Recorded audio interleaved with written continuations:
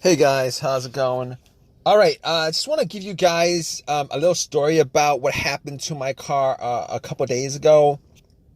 So basically, what happened was the car was driving fine all day without any kind of issue, and I went to Walmart, parked it there, went, got something, came back, and out of nowhere, it wouldn't crank. So no crank, no start issue that I had. So basically, everything on the dash worked fine. Everything in the car worked fine. There was absolutely no issues at all. The remote worked fine. Was able to get into the car. Radio was blasting. Radio was on. Everything. All right. So basically, I was thinking to myself, probably the battery was the issue. So what I did was I turned on the headlights, went out and checked out the beam, just to give me a gauge on how bright the headlights were. I could probably determine whether the battery was good or not. And the headlights were really bright. So right off the bat, I was thinking if they were that bright, I should at least get like a really slow crank if the battery was kind of low. Regardless, I had to check out where the battery was. I went and checked out where the battery was just to make sure that all the terminals were clean and they were tight. And I noticed that the terminals were a little bit corroded. There was some white bluish stuff on there. So what I did was I took out a bottle of Coke, poured it on the terminals, and was trying to clean it with some paper towels,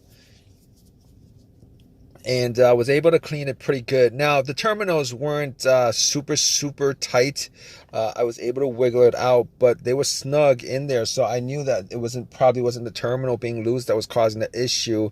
And then after I cleaned it up, popped it back on, and tried to start the car, it did the same thing. It wouldn't crank, it wouldn't start, but everything else seemed to be working all right. So at that point, I was thinking to myself, maybe it could be a weak ground wire. You guys don't know where the ground wire is. The main ground wire is pretty much the negative terminal, and most of the time it connects to the frame of your car.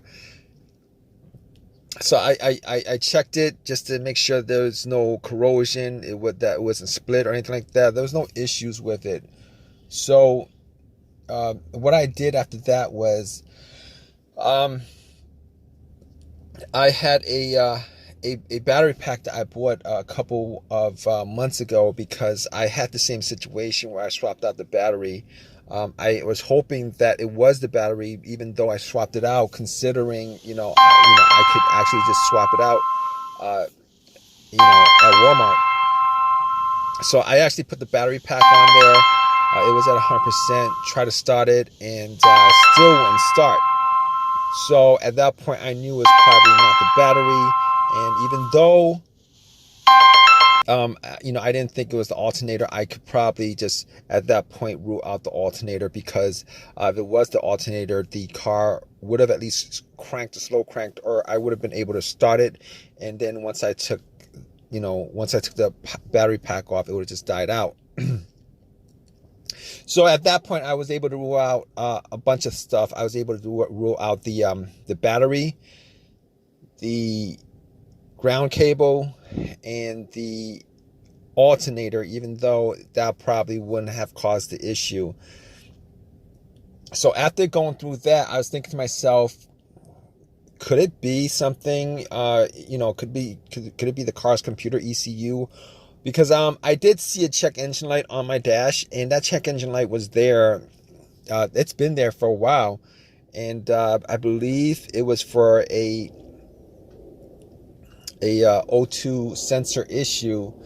Now, I did have an OBD2 that I bought from Walmart, and it was a $19 OBD2, one of the cheap ones, and I pretty much hooked it on to my OBD port, and trying to make sure that I was actually getting a connection between the car's computer and the car itself. It did scan all the way through. Now, I'm pretty sure that that the OBD2 wouldn't actually pick up anything that would cause a no crank, no start situation for the most part, except if if if the car's ECU, the car's computer was, for some reason separated from the car, for that reason couldn't communicate with the car. But anyway, regardless, I actually plugged it in. It scanned all the way through. Only code that popped up was the aux02 sensor code, and at that point, I was pretty sure that it wasn't anything to do with the car's computer, any codes that would cause it, and I actually had to move on to I had to move on to some other troubleshooting outside of that, because that wasn't causing the issue. So basically, I got to a couple of things, which were the fuses and the relays, which were highly capable of causing a situation like this. And got to the fuses, checked out all the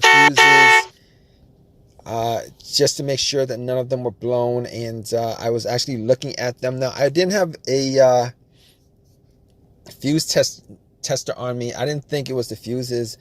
Now, the two situations that I've had where fuse would cause a situation like that, one of those situations was a Honda that I had where the main fuse blew, and I was getting no power throughout the whole entire car. The main fuse was the fuse that connected the battery to the fuse box itself. And that was the previous situation that I have, and I'm pretty sure that wasn't the same situation that I had, so I could rule that out, because I was getting power to everything except it wouldn't start. Now, the other situation I had pertaining to a fuse that caused a no start situation was actually a crank no start situation, and I think one of the fuses actually blew. Then that fuse was connected to the ECU or the fuel pump. And I remember once I changed out that fuse, the car would crank, but it wouldn't stop. Once I changed out that fuse, it was able to start up. So I could rule out those two situations as being, related to a fuse issue that would cause this situation that I had. So, so basically, I could rule those things, the fuses out, and the fuses were pretty clean. I didn't smell any kind of burnt smell, and didn't see any kind of brownish, anything brownish, and a brownish appearance on top. So at that point, I was able to kind of rule out the fuses, not at 100%, but I was able to rule out the fuses for the most part. So basically, at that point, I had a situation where I was maybe, it could have been the relays or the starter. That's what the two situations that came up. But I didn't think it was the starter, because I did switch out the starter about, I would say I switched out the starter about a year and a half ago, and that was, it seemed like it was a starter issue, but I didn't really want it to be a starter issue, considering I only put maybe like 20,000 miles on my car, and I think they should last a lot longer than that. But anyway, before I even went there, I looked at the relays, just to see whether they had issues or not. Now, I couldn't make out whether the relays had issues, but I did get to the starter relay. I pulled it out. It looked like it was a bit dirty or whatever, but I had some rubbing alcohol, put it on some paper towel, and wiped the connectors, put it back in, try to start it. It really didn't do anything. Didn't change up the situation. So I was thinking it was a weird situation, because it would click every time I would I would try to start the car. It would click, but it wouldn't crank. It wouldn't crank at all. Normally when it clicks, it normally means that the relay is working, because that's what the relays do when there's electricity going through, that it clicks to connect the connection, to whatever it's relaying the electricity to. But regardless of that, I actually had another relay that I was able to swap out with that, and I actually was looking for another relay with the same, with a similar relay in the box, and I was actually able to find one. And what I did was I took that relay out, and I swapped it with that with the other relay, and I went back and tried to start it, and guess what? Bam! It started up. It worked without a problem. And at that point, I knew that it was the relay that was the problem. All right. So it was a pretty easy fix. I drove to AutoZone, which was within that whole shopping center. Swapped out the relay, and that was like 3 days ago. Haven't had a situation since. I've been driving the car, turning it on, off, for 3 days. Haven't had that situation at all. So just want to give you guys, just gonna give you guys that story of a quick fix that I had of my car.